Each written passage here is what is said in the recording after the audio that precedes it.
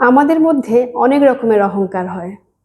কখনো হয় শিক্ষার অহংকার, কখনো হয় আবার সম্পত্তির অহংকার, আবার কখনো বা হয় ভক্তির অহংকার।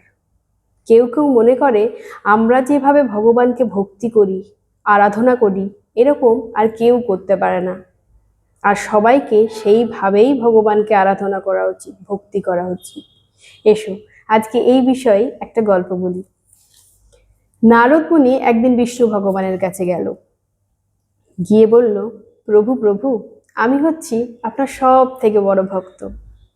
বিষ্ণু ভগবান হাসলেন, বললেন, না, ওই যে দূরে চাষি দেখছো, ওই চাষি হচ্ছে আমার সব থেকে বড় ভক্ত।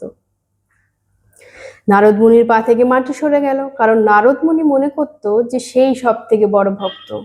তখন নারদ মুনি বলল, প্রভু প্রভু, এটা কি করে? আমি সারা দিন আপনাকে স্মরণ করি, আর একটা চাষি কিনা আপনার বড় ভক্ত? তখন বিষ্ণু ভগবান হাসলেন, কিছু বললেন না।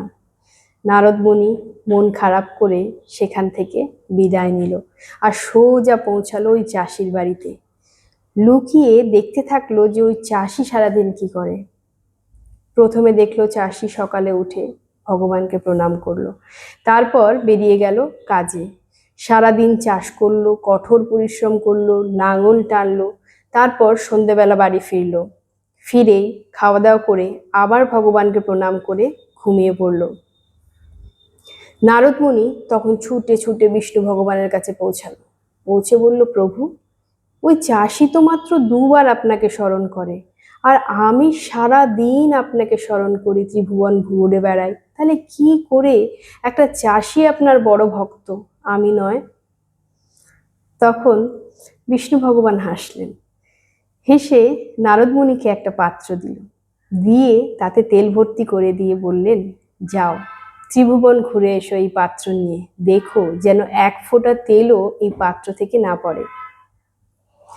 নারদ মুনি বলল, ঠিক আছে প্রভু। এই বলে নারদ মুনি বেরিয়ে পড়লো ত্রিভুবন ঘুরতে। আর সারা পথে সে দেখতে থাকলো যেন পাত্র থেকে এক ফোঁটা তেলও না পড়ে। এইভাবে তার ভ্রমণ যখন সম্পন্ন হলো, বিষ্ণু ভগবানের কাছে ফিরে এলো। এসে খুব আনন্দের সাথে বলল, প্রভু প্রভু, দেখুন এক ফোঁটা তেলও এই পাত্র থেকে পড়েনি।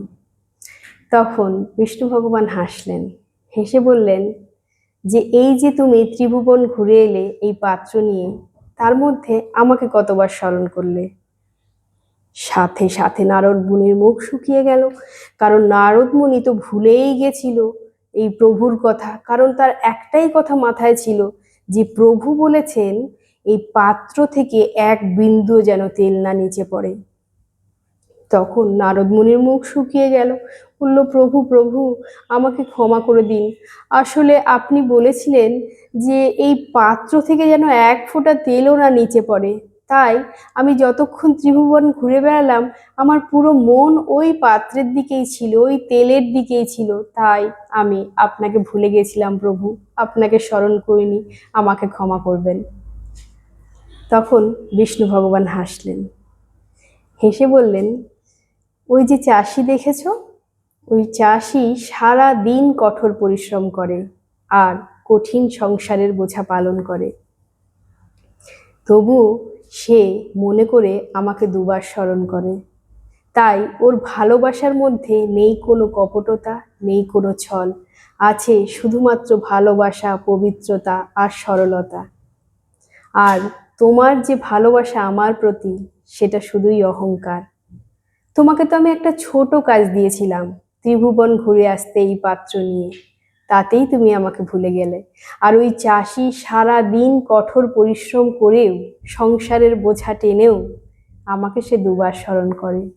অতএব এই চাষি হচ্ছে আমার সব থেকে বড় ভক্ত। তখন নারদ মুনি নিজের ভুল বুঝতে পারল।